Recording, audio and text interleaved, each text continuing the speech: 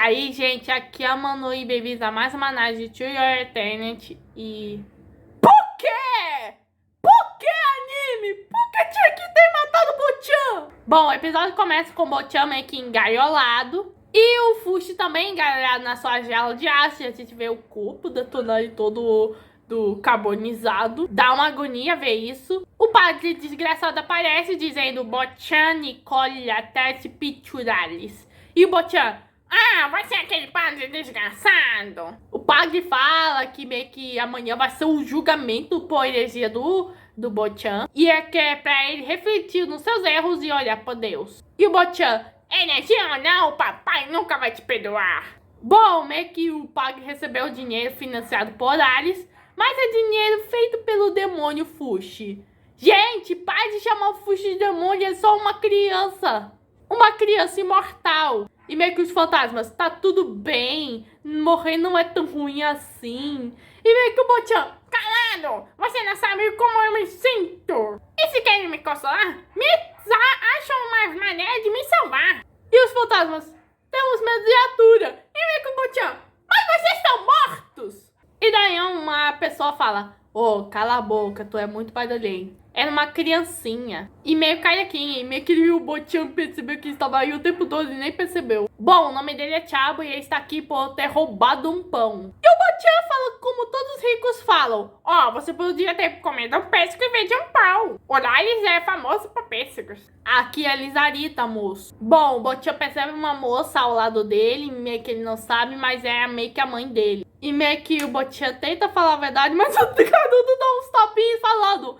Minha mãe não tá morta, só foi a outro lugar no além. E o Bochan, que mal educado. Mas meio que o nosso querida Iris barra todo fala, olha, você tá sendo horrível. Como pode dizer que ela não tá viva? E o Bochan, tá, eu sou horrível, mas o que adianta mentir? Só devemos acreditar no que vemos. É, Bochan, mas você mereceu esse tapinha.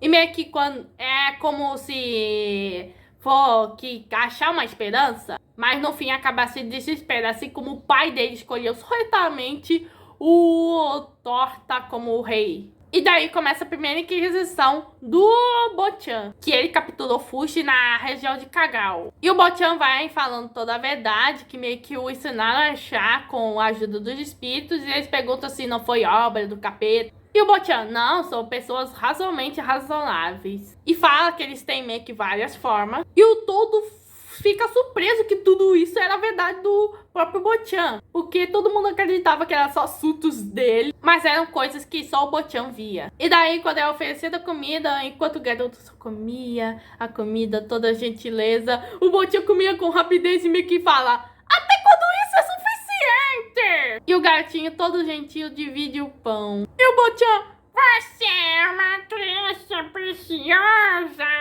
Mas cara que o Bochan pega as duas fatias e o garoto, em vez de chorar, ele faz isso.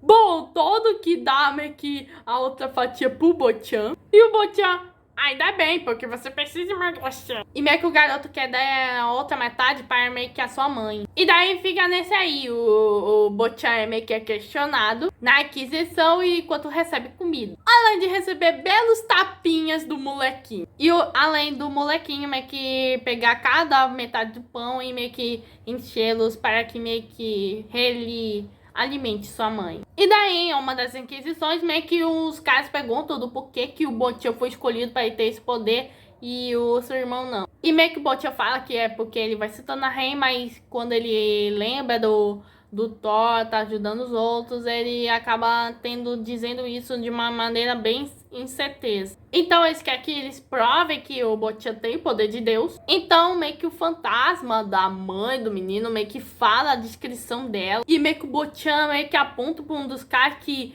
ele que afastou a mãe do molequinho e ainda a matou. E meio que eles ainda não estão meio que satisfeitos com a resposta do Bochan. E o Bochan só falou a verdade. E daí, mais tarde, o Bochan começa a se questionar do porquê que ele queria ser rei. E ele percebe que ele nunca teve um grande motivo. E daí o Bochan vê o pôr do sol, ele vê a sombra do todo que tá mais feminina. Bom, o Fuxi acorda todo confuso e se passaram várias semanas. E o Fuxi estava tendo despertares cultos do seu sono. Tão culto para reformular os seus pensamentos e começa a esquecer de tudo. E daí o corpo do Fuxi começa a brilhar. De volta pro Bochan, eles percebem que as gaiolas dele e do garotinho estão descendo. E o Bochan vê o jacarés e já fica assustado. E até os próprios fantasmas que já estão mortos também ficam assustados. Incluindo o garotinho que abraça o Bochan. Então o Bochan começa a destruir partes de madeira para acalmar os jacarés. E o Bochan pergunta se o Chabo, o garotinho, está bem, já que é muita brutalidade para uma criança que só queria roubar pão. Então, quando chega a hora do almoço, meio que o Bochan pergunta o quando eles vão o soltar, ao menos o Todo e o Chabo. E meio que o Padre Maldito fala, talvez, se eles forem agradecidos por Deus, talvez saiam. E daí o Bochan pergunta, então como vocês querem que eu acredite em vocês, independente do que fale? E daí o Bochan vê o Chabo desmaiando e o molequinho tava ficando doente. E o Padre Maldito fala, se Deus não o abandonou, essa criança será salva. Eu disse que essa igreja era fanática religiosa. E daí a gente vê o Fuxi brilhando, emitindo o calor do ferro derretido. Mas não tem de onde fugir, desgrada na carne. E desse jeito o corpo do Fuxi vai virar cinza. Mas estava levemente preservado. Então o Fuxi ganhou a capacidade regenerativa de meio que se regenerar, se opondo ao calor. E a força motivadora para transmitir a forte motivação para o corpo. Bom, o Padre Maldito tenta escurecer com algo e vemos meio que a forma do Fuxi do corpo. E meio que eles falam, derrotamos o Fuxi. E outros, agora já era. Mas mal sabe o Padre Maldito que o Fuxi se transformou numa coruja e fugiu. Então o Fuxi voa em direção na gaiola do Bochan. E Fuxi vai salvá-lo usando o poder da magma. Bom, ele desce a jaula e meio que os crocodilos surgem e o Fuxi, são jacarezinhos, tomam comida. E essa comida estava com sonífero. E daí começa a fuga. Bom dá o Chabo pro Fuxi e o Fuxi cria um barco. Mas mesmo que eles fujam, a Bennett não vai desistir. E o Fuxi fala que eles não notaram nada e acha que ele foi escondido com ferro e nunca escapará. Então o Fuxi cria um corpo falso do Chabo pra achar que é ele. Então o Fuxi decide fugir com o Bochan, mas o Bochan decide ficar. Já que o objetivo de um Padre Maldito, o Charles, é mostrar pro povo que o Fuxi é um servo do demônio. E com certeza o capturaram para isso. Não para o punir, sim para confessar o pecado. E jamais ficarão satisfeitos se ele morresse aqui. E nesse caso eles vão caçar hereges até que se satisfaçam. Ele, sua família, todos os guardiões, as pessoas que o Fuxi ama. Então o Bochan decide passar pelo procedimento correto do teste e sair da maneira correta. A confessando que o Fuxi é servo do demônio. A questão não é a existência de demônios. É outra existência a ser adorada por Deus. Sayla diz que ele vai o libertar sem que admitir os pecados. E o Bochan, sinto muito, Fuxi. E o Fuxi fala, tá tudo bem, aguente firme e estarei esperando. E o Bochan fala, leva todo e avisa pra ele do que eu disse. E disse, desculpa por eu não poder tomar a decisão certa, tá? Fuxi liberta o Todo, mas ainda não vimos o corpo feminino dele. E os fantasmas ficam foi admirado, príncipe. É admirado. Mas o Bochan esqueceu dele falar que o Fuxi pode realmente reviver as pessoas, mas decidiu não falar. Pois mesmo sem ele por perto, o Fuxi já está completo. No dia seguinte, Bochan mente que o Todo e o Chabo morreram por conta de um demônio. E só foi culpado por estar com Deus. Mas fala que é brincadeira e a verdade é que o demônio veio e pediu para dar uma mensagem. Ele fala, o que é que você vai fazer com a vontade de um demônio? Ele tinha asas, pelo nas costas, pele rosa como batom nos lábios. Bastante pelo nos ombros e olheiras com musgo crescendo. E pior, usava meias rosas e bregas. E cheirava meias de gato. E o Charles fala, e qual era a mensagem? Eu botei falha. Como ousaram prender meu companheiro de ferro? Mas esta será a última vez. Se vierem mais uma vez atrás de nós, eu os mato. Então o Bochan reconhece que o Fuxi é um demônio, aliado do demônio. Na mentira. E quando ele devia ir admitir os erros e ser fiel a Bennett, ele fala: ah, não, eu não quero ser pastor do super descansado. E o padre? Otário! E daí o Bochan é levado e meio que começa a pensar que ele é mais feliz no seu país, quando ele tudo que achava seria dele.